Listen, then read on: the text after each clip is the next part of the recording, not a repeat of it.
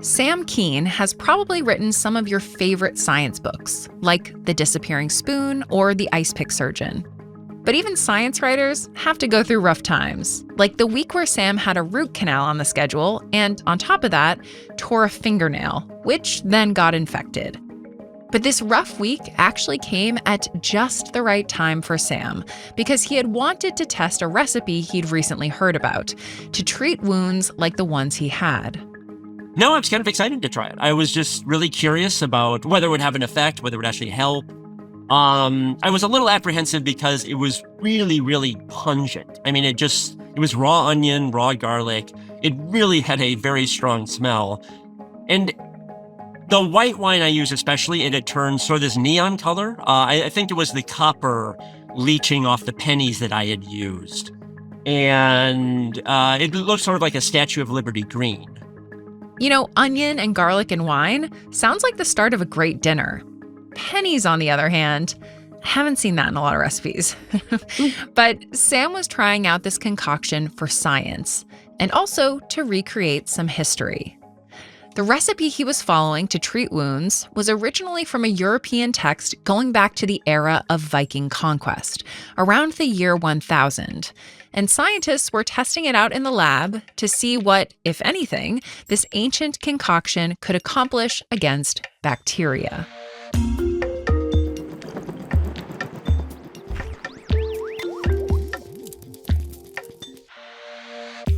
Welcome to Tiny Matters, a science podcast about the little things that have a big impact on our society, past and present. I'm Sam Jones, and I'm joined by my co-host, Deboki Chakravarti. And today we're talking with science writer Sam Kean about his latest book, Dinner with King Tut, and how scientists, archaeologists, and hobbyists are uncovering the incredible history of human technology, food, and medicine by recreating it. When I think about archaeology, the first image that comes to my mind is Indiana Jones, which is not particularly realistic, I hope. Yeah, I don't think so. The second image that comes to mind are big dusty pits dug into the earth. And even to people like Sam who love the results of archaeology, that image is not the most compelling one. I love reading about the deep history of humankind, where we came from, how we spread across the globe, kind of these big, meaty questions about our history. But every time I would go to an archaeological site, it just seemed so boring to me. And I know it's important, all the work they're doing, but it was just people lying around in the dirt with toothbrushes or dental picks or whatever, picking out pot shards and tossing them in a pile. It all kind of looks homogenous to me, in the sense that you could be talking about a site in Polynesia or the Arctic or Egypt or Rome. Very different cultures, but you go to an archaeological site and they all look exactly the same when you're talking about traditional archaeology. But diving into the history of humankind doesn't have to just be about excavating old things. I might be stating the obvious here, but our ancestors had lives. Wow. I know, wild. They ate food and worked with technology and dealt with disease. You know, just like us, but also different. And that's where experimental archaeology comes in. The goal of experimental archaeology is to recreate things from the past. Sometimes that is ancient foods, recreating lost recipes. Sometimes it's making ancient stone tools or weapons. Sometimes it's doing something big, like building a boat and sort of taking off and sailing like they would have thousands of years ago. And it got me excited because it was a new way of doing and looking at archaeology, much more active and much more engaging. While experimental archaeology does draw in archaeologists and scientists with formal research training, this is a field that's also made up of people whose expertise might come from other sources, like their hobbies. This makes me feel bad because my hobbies have mostly led to a lot of unfinished knitting projects, but many of the people Sam talked to have turned their pastimes into expertise that helps them make incredible discoveries. There were a lot of enthusiasts in the book, just people who got really excited about the pyramids or tanning or hairstyling or something like that. And they're amateurs in the best sense of the word, in that they're doing it for, they just have a passion for a topic and they want to know more about it. In the book, I talk about a woman who was a hairdresser who just figured out basically how Roman hairstyling worked. and she kind of rewrote the entire field. But despite these kinds of contributions, other Sam told us that there has been resistance to this kind of work coming from those in traditional archaeology, which is understandable, given that the tried and true method of digging up old items has taught us a lot about the past. But because of that success, I think there has been some hesitancy to both embrace lab techniques where people are recreating things, taking data and stuff like that, or to kind of listen to people from outside of archaeology who maybe have new ideas.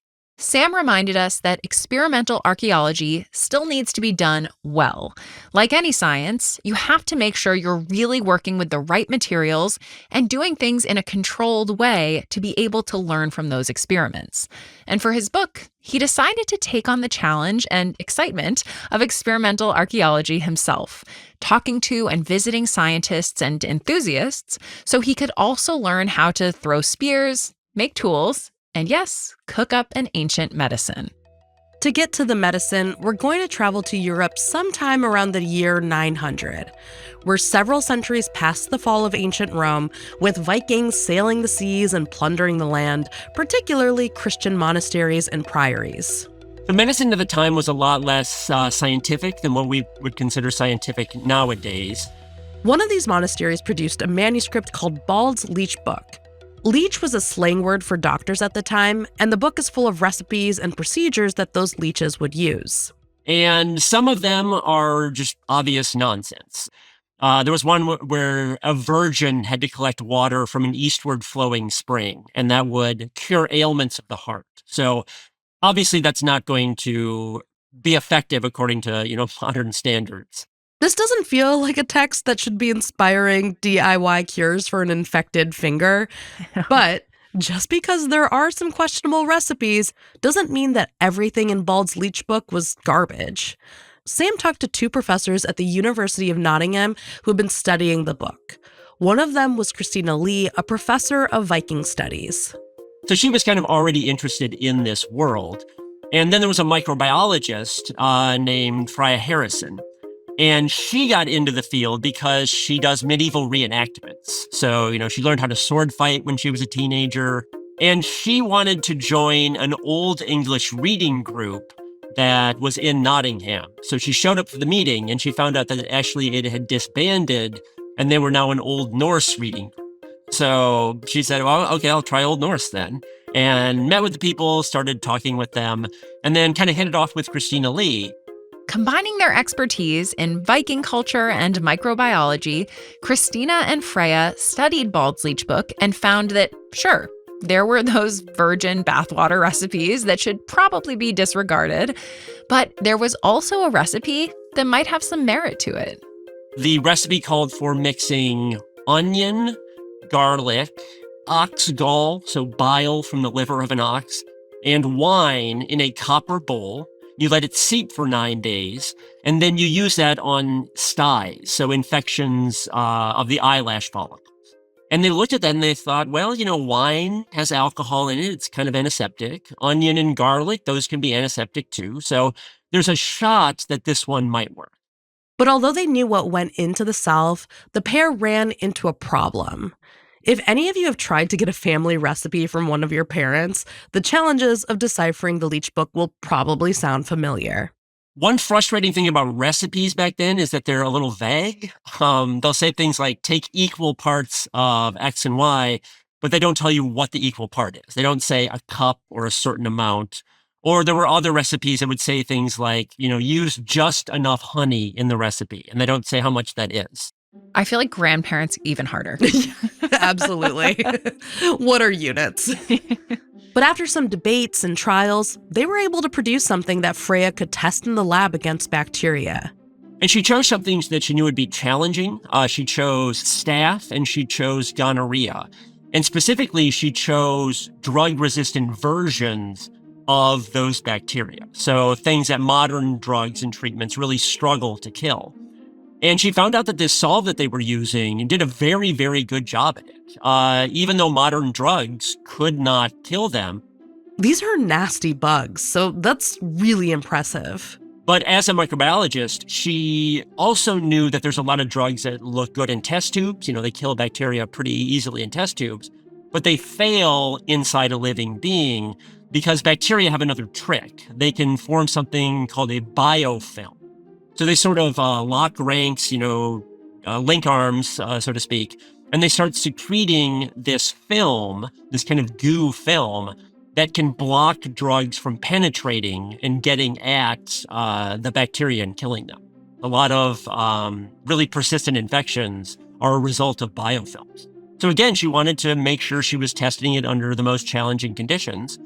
And she found out that this solve actually busted up the biofilm as well and killed the bacteria. So it was really kind of an exciting moment that this drug, something we had forgotten about for over 1,000 years, was really doing a nice job against these modern drug-resistant strains. An important note that we, as the Tiny Matters podcast, cannot endorse testing out a salve from an ancient medical text, but Sam had a book to write and an experiment to do, and this was a pretty straightforward recipe for him to recreate at home. We have not become the DIY medicine podcast. No, and will never be. I just went to the grocery store and found some onion, garlic, a bottle of white wine, bottle of red wine.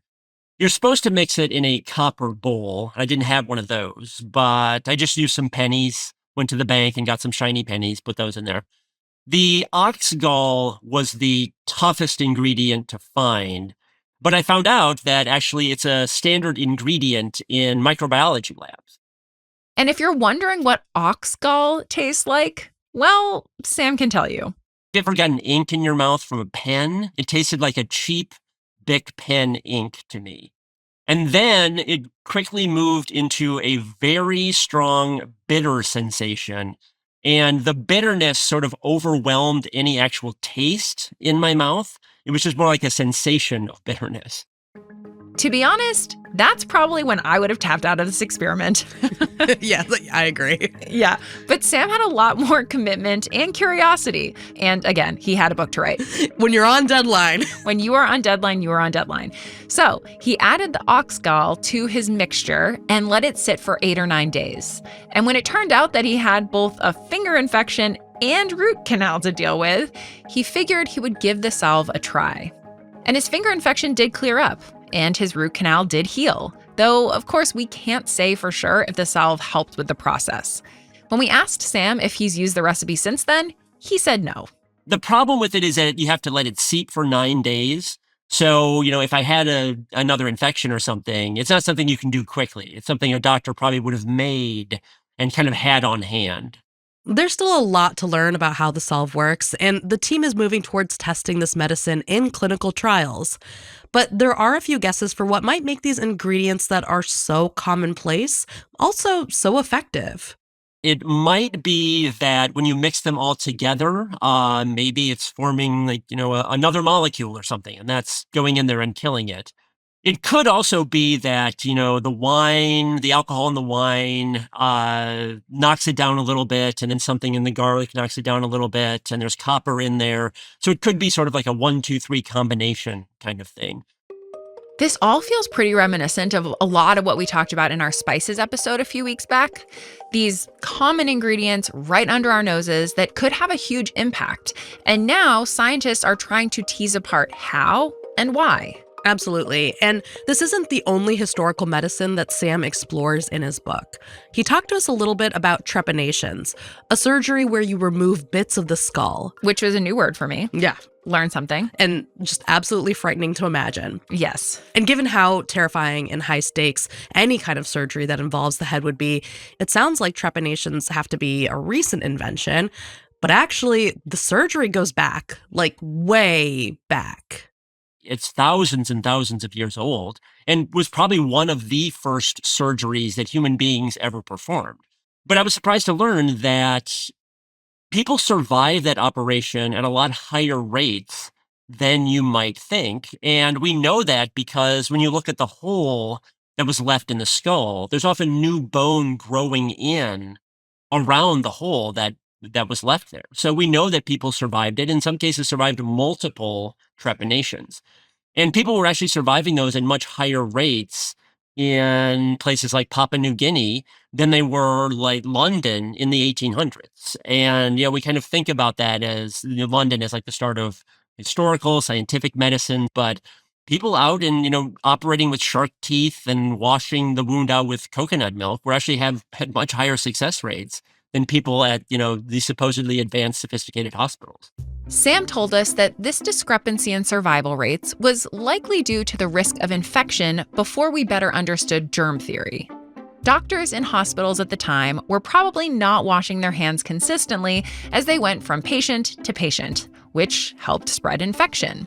But in Papua New Guinea, where patients weren't being gathered in hospitals and wounds were getting washed out with fairly sterile coconut milk, there wouldn't have been as high of a risk of infection.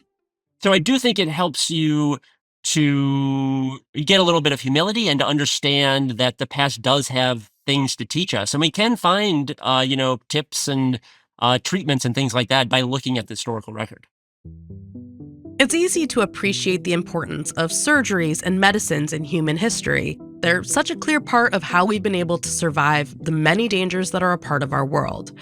But if we go back to archaeologists digging stuff out of the ground, there's something else that's super important to our understanding of the past. Pottery is really sort of a staple of archaeology because it lasts. So you fire something and it's going to last for thousands of years. So it's durable, and there's a lot of it in the archaeological record because people were using it a lot. I had no idea about how important pottery is to archaeology until we talked to Sam, but it makes sense that something that's so prevalent and durable would really help us understand our ancestors. And more importantly, Sam told us that pottery is really valuable because each culture usually had their own distinct pottery that changed over time. So if you have a good eye for this kind of stuff and can tell different styles of pottery apart, you can basically track where people are moving based on the pottery. And that brings us to the Thule people, who had settled in northern Alaska by the year 1000. And as you can imagine, this was a tough environment to land in. It's windy and damp, and you hit a point where there aren't a lot of trees. It's not a place where agriculture is really an option. So, for the most part, the Thule people relied on hunting to survive. They were going after marine mammals. So seals, walruses, and whales, with seal being sort of the staple of the diet. There were lots more of them around, a little smaller, a little easier to hunt. And I think there's sort of a general consensus that they had the most advanced hunting tools of any pre-industrial or pre-agricultural society. So, and it makes sense when you think about it, because if you're, at a more temperate latitude, you go out hunting, you're not successful that day, you're going to be able to eat something. Maybe not your preferred food, but you can, gather some nuts or some plants or something. You'll fill your belly somehow.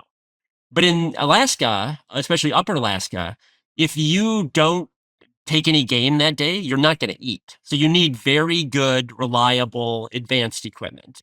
And based on that ingenuity, you might also expect Alaskan cookware to be technologically complex. But that wasn't the case. When you're looking at pottery across all cultures, you'll notice a few characteristics tend to show up again and again. The pots are usually large so that you can cook a whole meal for a family, and they have thin walls to make them easy to heat up.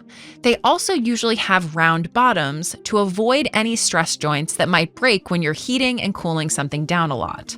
And different cultures also generally followed the same steps to make their pottery. They molded wet clay into a shape and then fired it so the clay would harden and seal. Alaskan pottery lacked all of those features. They were very small pots, they had very thick walls, they were unfired, and they had sort of the flower pot shape where there were stressful joints there. These pots were so simple that they deceived a ceramics archaeologist at the University of Nevada, Las Vegas, named Karen Harry, who Sam talked to for his book. And she had a colleague, Liam Frank, who came to her, and Liam works in Upper Alaska, and he came to her with the remains of some cooking pots. And he said, well, take a look at these. What do you think about these? And Harry actually did not believe that they were cooking pots. She said, no, there's no chance these are cooking pots. These look nothing like traditional cooking pots. And then her colleague said, well, they were found near a fire, and we know that they were cooking pots. So Harry kind of had to swallow her pride a little bit and say, okay, I got to figure this mystery out. I got to understand what was going on here. Some aspects of this pottery start to make more sense when you think about the lifestyle that the Thule people had to maintain to survive their climate. For one, they weren't farming much, so there wasn't grain or anything similar that would need to be boiled in a large pot. They also didn't have a lot of wood to burn, so it would be tough to get a big pot of water boiling anyway. So that would explain why the pottery was so small. The lack of wood would have also made it difficult to get the fuel to fire the clay. And even if you did have the wood, the dampness of Alaska would make it almost impossible to get the clay dry enough to fire. There's a lot of stuff going on. Yeah.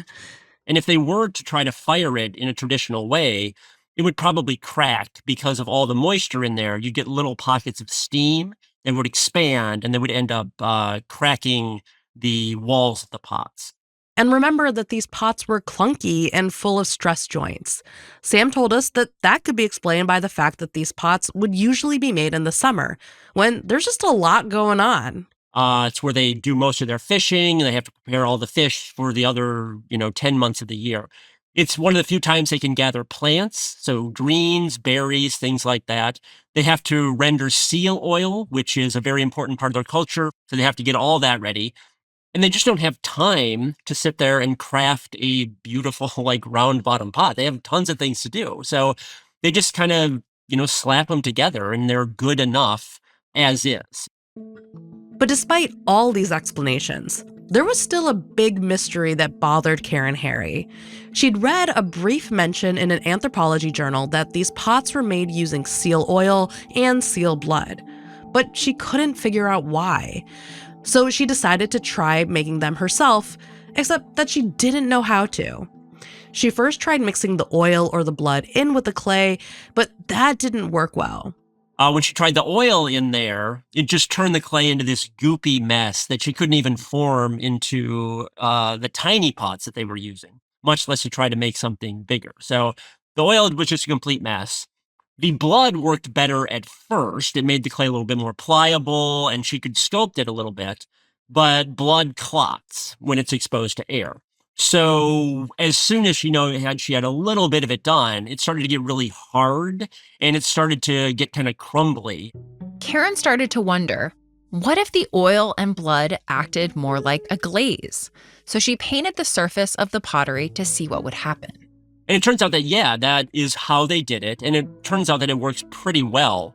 And the oil and the blood are doing different things in these pots. The oil is basically conducting heat from the fire into the contents of the pot and helping the water boil.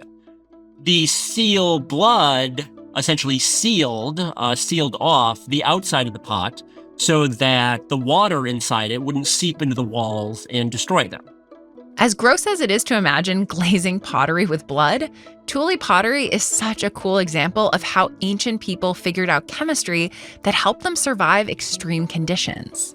There's a famous saying in engineering, cheap, fast, good, pick two, and they chose cheap and fast because good was not an option there. But based on the challenges that they faced, they made very effective good pots. Sam visited Karen to learn how to make pots using clay, seal oil, and expired blood from a dog blood bank. I did not make a very high-quality pot. It was not a good-looking pot, I have to say. But pottery doesn't have to look good when you're making it for science. Sam made 4 versions of the pots. One treated with nothing, one with oil, one with blood, and one treated with both oil and blood. And the first one, where there was no treatment at all, the pot fell apart pretty quickly. The one with just oil, the water started to boil in there because of the conductive properties of the oil, but oil isn't a good sealant for clay, and so it kind of lost its structural integrity pretty quickly, and the walls sort of crumbled off. The blood pot held up, it didn't crumble, but without the oil there to conduct heat, the water never really got boiling in the way that you would want. And then with the fourth one, with the last one, it had both of the advantages of the blood and the oil, and we got the water boiling there pretty quickly. This wasn't the only experiment in his book that showed Sam just how inventive and challenging engineering was in the past. For example, he went to a wilderness training school in Maine to learn how to tan deer hide and do surgery on leftover deer and pig skulls. Those were the two I really wanted to quit. I was angry. I was frustrated. It was hot out. There were flies biting me. I just wanted to quit so badly. But our ancestors, they couldn't just quit when they got frustrated. So I had to kind of push myself through that and use the emotions and the frustrations to learn more about things. We asked Sam whether there was anything that really surprised him as he worked on this book. Obviously, I knew life in the past was harder in a lot of ways. It took a lot more work to get clothing, to make food, even to get a meal. It took a lot more work. But it's hard to appreciate just how difficult it was until you actually go through the steps and do it. We live in a culture, I think, that we have a lot of disposable things. We buy something, and if you just buy it from a store, you're not really invested in it in the same way.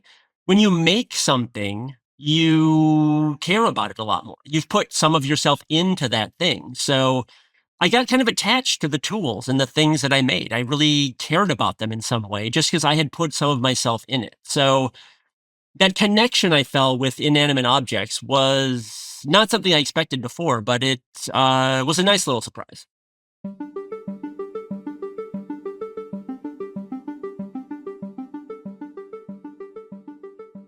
All right, let's tiny show and tell. Let's do it. Can I go first? Yes, please do. All righty.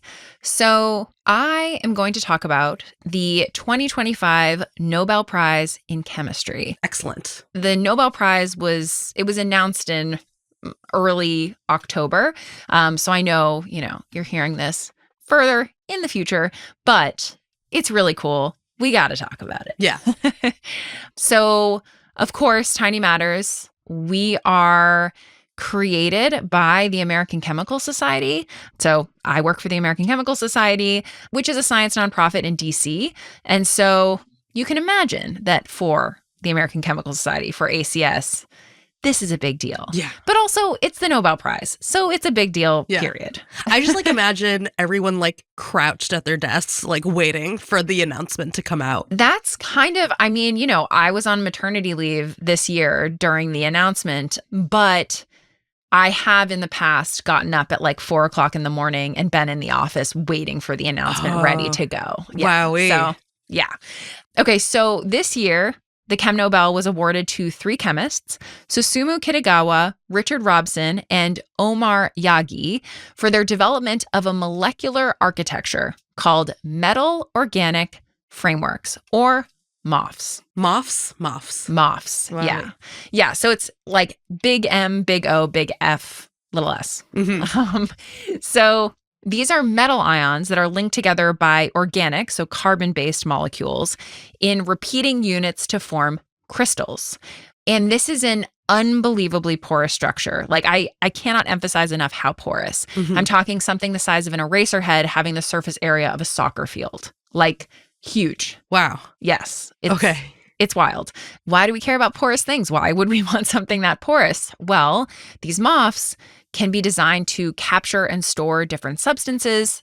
They can drive chemical reactions. They can conduct electricity.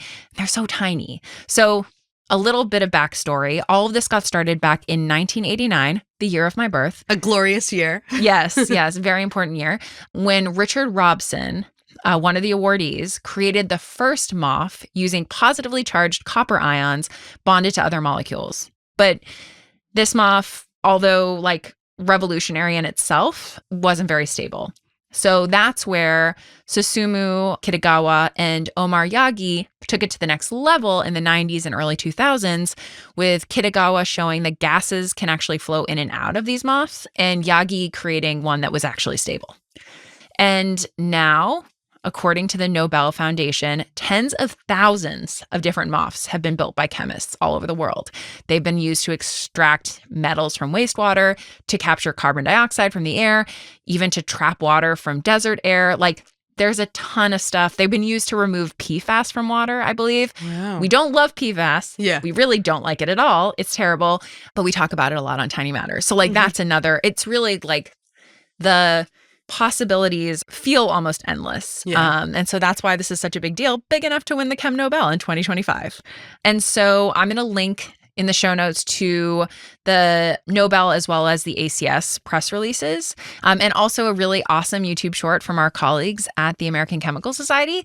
It's super entertaining, also informative. So yeah, I definitely think you should check it out. Yeah. That's so cool. And thank you for explaining, because I haven't gotten a chance to dive into it. So I'm glad, Yeah. even if the timing for people in the future, maybe this will feel like old news. For me right now, Yes. this is hot off the press and really cool.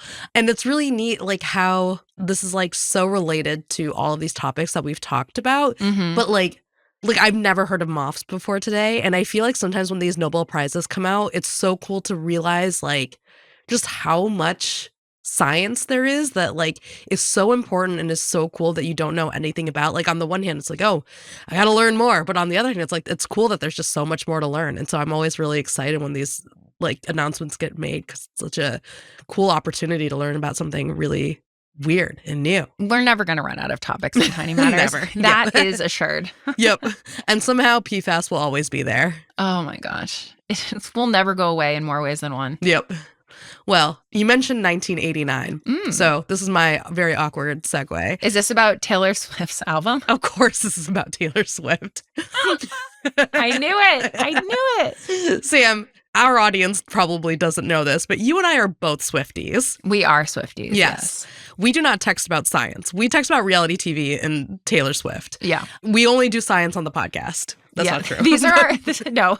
We do. We talk. Yeah. We talk about science, but we send like frantic text messages about things that are not science related. Typically. Yeah. And it's probably because Taylor Swift has announced an album. Yes. And so, like a lot of other Swifties, you have probably noticed that Taylor's voice has changed over the years, Mm-hmm. and scientists have been looking into that. Oh. So researchers published a study recently in the Journal of the Acoustical Society of America looking at interviews Taylor Swift did at 3 points in her career. So first was in 2008 when she was releasing Fearless. Second was 2012 when she was releasing Red. And then 2019 when she was releasing Lover. And like, again, as Swifties probably know, at different points in her career, she was living in different places. So like around 2008, she was like living more in Nashville. By 2019 was more of a New York City person. So she's moved around a bit. So what they were doing is they were looking at how her speech changed over time. And they were interested because one of the things they were more broadly curious about is how a person's speech changes over their lifetime. And that's kind of difficult to study because most of us are not walking around with a microphone that's like picking up everything that we're saying. But she is one of the few people that we can say, yeah, we've heard her over a very long period of her life. Mm-hmm. So they looked in particular at how her vowels changed because apparently with English, that is the thing that is often most affected by like the way that you change your dialects. Yeah, I was gonna say when I had more of a Boston accent from like growing up in Massachusetts before I moved to New York and then the West Coast and now DC, like Yeah. I definitely my vowels absolutely changed. Right. Yeah. So this is like actually like I'm in the same boat. This is like why I found this so fascinating because I grew up for a while in upstate New York and then in California and then moved back to the East Coast. And there are definitely ways in which I feel like my vowels are very confused. Like I've joked about this, like the bloopers sections of Tiny Matters has a lot of me struggling with vowels because I'm never sure if I should be doing them long or short or what's going on.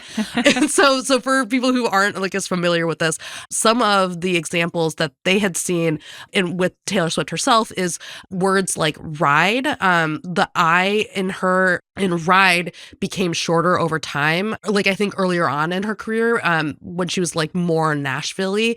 And so it sounded more like rod, like ride to rod. Rod, I think was kind of like, I think if you're like, if you envision it with the Southern accent, it makes a little more sense. Another example was to sounding more like tew.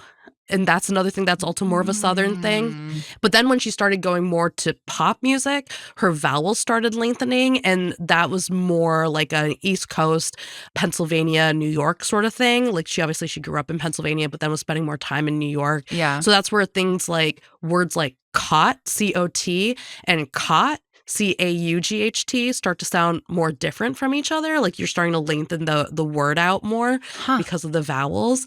And one of the things that the researcher said is like these kinds of shifts can reflect the way that you want to be part of a different community. Yeah. Which maybe that is part of her story. She should make a song about it. But yeah, like we were talking about, I just found this like really interesting as someone who has moved around, and like sometimes my voice, I'm like, oh, I think I say that word. Right. Weird. Sometimes like I'll see a video of myself from like before I went to college, and I hear how I'm talking and I think that's what I sounded like. Right. Yeah. Yeah, that's really fascinating. Okay. And, you know, we know that Taylor Swift is an avid Tiny Matters listener. And so, like, Yes. Taylor, if you want to come on the pod. If you want to just come on the pod and talk about it, that'd be great. Yeah, no. Great. Well, thanks to Boki. That was very cool. Yeah. And thanks for tuning into this week's episode of Tiny Matters, a podcast brought to you by the American Chemical Society and produced by Multitude. This week's script was written by me and edited by Michael David and Sam, who is also our executive producer. It was fact-checked by Michelle Boucher. Our audio engineer is Misha Stanton. The Tiny Matters theme is by Michael Simonelli and the Charts and Leisure team. Thanks so much to Sam Kean for joining us. Definitely go check out his book, Dinner with King Tut. Go rate and review us wherever you listen. We super duper appreciate it. I know that at the end of a lot of episodes I say this, but like, please go rate and review us. It's so helpful. Let's close out 2025 strong. Also, if you have an episode idea, you have thoughts, you want to email us, you can. tinymatters@acs.org. And we'll see you next time.